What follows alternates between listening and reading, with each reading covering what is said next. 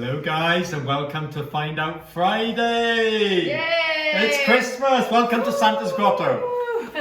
Yeah, I was very impressed if I walked up to a grotto and it looked like this. So today you get a chance to ask us anything, as long as it's not too weird. Within reason, yeah. So today we have 3 questions. One off Phil, who wants to know how much does it cost to build an extension?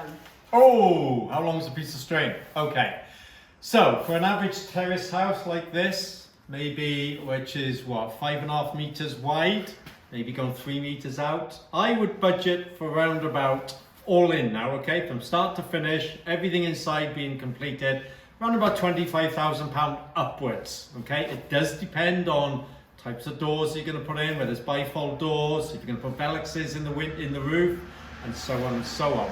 So £25,000 upwards is what I would budget for, okay? But it all really does depend on the spec. Is that single or double? So that's single. Now, double, okay, doesn't mean to say it's double the price because you only put 1 roof on an extension, not 2, so you don't double the price. On average, a double will cost around about 30 to 40% more than what the single did. So it could well be that you're going to pay 40 grand, maybe 50 grand. Again, it depends on the spec. It also depends on the type of roof as well, because if you're going to have a flat roof, that's pretty basic cost to construct. If you're going to have a pitch roof, you've got to blend it into the existing roof, so that's where all the costs kick in, okay? So on average, I would say you need to budget for around about £40,000–45,000 upwards for a double, depending on the size and spec. Now, in other parts of the country, I'm talking about maybe Wales or you know, wherever you are, the price will vary tremendously. Different prices, different areas. It really does depend on that as well. But yeah, rule of thumb, go with those figures. Bro. Okay, so we've also got a question for you. Right, okay. And that's from Wendy from Aberdeen. How do I find an angel investor? Right. Oh, and what is explain what an angel investor is. Good idea. So angel investors are people who don't necessarily want to get involved in the property. They might just be happy with a return, which is better than what the banks are offering.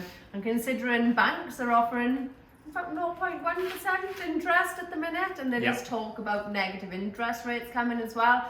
It's shocking, really. With inflation, your money is actually losing money by being in the bank. So a lot of people choose to get involved with people and put money into a project like this. So like we tend to offer between 6 and 10% depending on the project. So this person will lend the money, we'll have a loan agreement in place. If it's like a lot of money, we can have a charge placed on the property for security and peace of mind for that person. But we offer them a return then over a period of time. So yeah, does that explain it?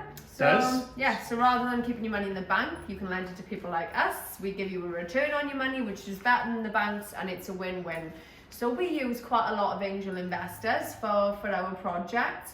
And to be honest, I have found them just by talking to people and letting everybody know what you're doing. Social media is huge. Like if you can put what you're doing on a daily basis, properties you're going to see, properties you're completing, properties you're renovating, people start then to see what you're doing, trust what you're doing. It's all about that know, like and trust. So I literally share my life and share everything that we're doing, and then I get approached by people then who want to get involved too because they think it sounds really exciting. But like friends and family are a good place to start. You can be quite indirect with them and just tell them about your idea and how much money is involved, and if they're keen, they can ask you, so then you don't feel like you're begging for money. Just, oh, I'm doing this deal, can you have a look and see what you think? And on there is your proposal. Hopefully people will read that and go, oh, that sounds good, I wouldn't mind getting involved with that.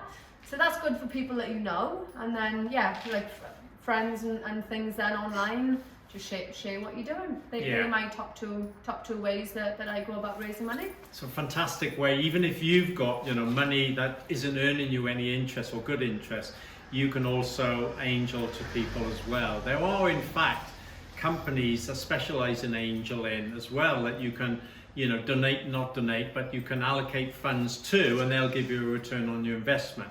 but you tend to get a lot more return when you do direct angeling with investors and property gurus and people like us, for example. So yeah, just do your research, make sure you're comfortable with it and who you're dealing with, and yeah, great way to earn money for doing nothing. Yeah. Certainly. Yeah, like crowdfunding and stuff's absolutely huge now. Like as Roy was saying, stuff like that's massive. And someone was telling us the other day actually, they put money in, they were getting a return. It's passive for them, they're happy. So there's lots of places that you can go to do that or go direct. But yeah, if you're looking for that, you can actually raise crowdfunding on deals as well. But maybe that's for that's some questions for another time. Another time. But just share what you're doing with everybody and. Yeah, you'll get people from there. Well worth doing though. Yeah. Well worth doing, yeah. So Ben from Pontegway wants to know, should he do a loft conversion in his renovation project, and how much roughly would that cost? Oh, right, okay. It's all about adding value to a property. So if a property is, say, 2 bedrooms and you convert a loft to create a 3rd bedroom, then you're adding value to that property. So as long as the increase in value is going to be more than what you're going to spend on converting the loft, then yes, it's worth doing. How do you find that out? Well, one good way is to speak to the local estate agent. So you can invite them round and you can say, look, it's a 2-bedroom. If I put a loft conversion in here with an extra bedroom and maybe an ensuite, how much will it be worth compared to what it is worth now without that? And then they'll come up with a figure. So let's say they come up with a figure of, and it'll be worth 20 grand more, okay? And you want to then obviously convert the loft, and the loft is going to cost you 20 grand. Is it worth doing? Probably not, because you're not going to make any money unless you want to put something personal into the property. How much do loft conversions cost? Well, on an average terrace house, seriously, if you're doing it yourself, you could probably do it for under 12 grand, okay? But if you're going to get in a specialist person to do it, then you're talking about 20 grand upwards, because there's a lot of structural alterations that you've got to comply with. So it's very, very important that you get those figures, those estimates beforehand, before you start doing anything.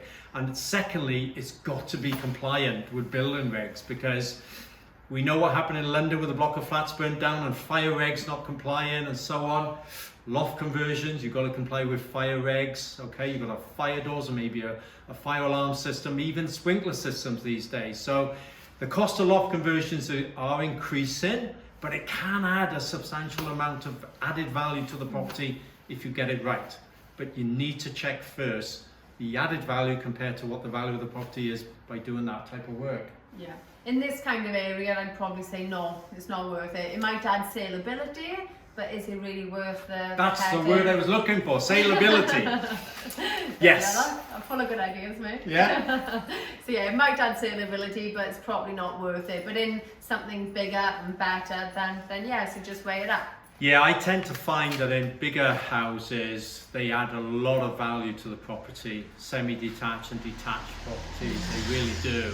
And it depends on location as well. If you're in a city, Cardiff or somewhere, London, and you do a loft conversion, it can add a massive amount of added value to the property. But do your homework, like I said, check with estate agents, blah, blah, blah, and you'll know where to go from there.